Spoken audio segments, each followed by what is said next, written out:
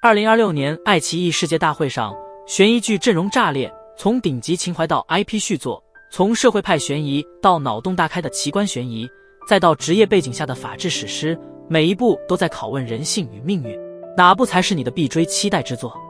第一部《灵魂摆渡10年》，这部剧的重启简直是往所有老粉丝心里扔了一颗情怀炸弹。铁三角于毅、刘志扬、肖英再度合体，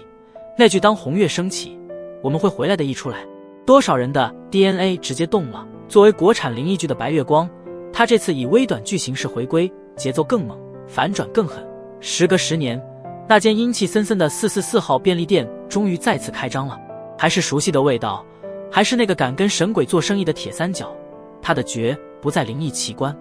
而在于那招招致命的借鬼喻人，赵丽的酒，冬青的眼，亚的霸道，拼凑出的是无数人的奇幻梦境。鬼神并不可怕，可怕的是人心里的执念。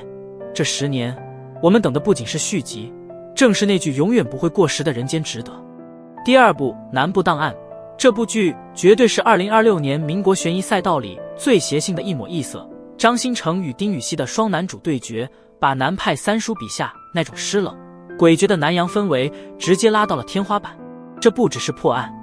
而是在拨开一个人的精神废墟。当丁禹兮身体里分裂出那个极度危险的黑暗人格，这种极致的心理悬疑让人脊背发凉。南部档案最狠的内核是最恐怖的毒，从来不是黄昏草，而是人心里的恶。他撕开了探险故事的硬核外壳，露出了里面血淋淋的自我救赎。这种心理悬疑加民国奇闻的缝合，拍出了那种在大时代洪流下个体灵魂崩塌又重建的悲剧美感。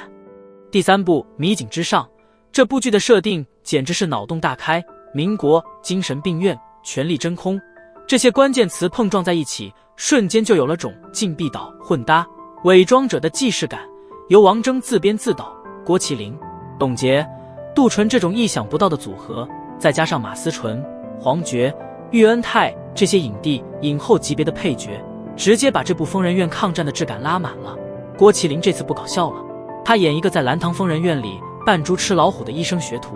当日寇与特务在围城外虎视眈眈，这个旁观者成了最顶级的操盘手。他利用恶人的贪婪展开无声猎杀，在这有人真疯，有人假死，疯子可能是英雄，而西装革履的正常人背地里却藏着最扭曲的灵魂。疯人院不仅是牢笼，更是乱世里最后的避风港。当正义被放逐，勇气往往诞生在异类之中。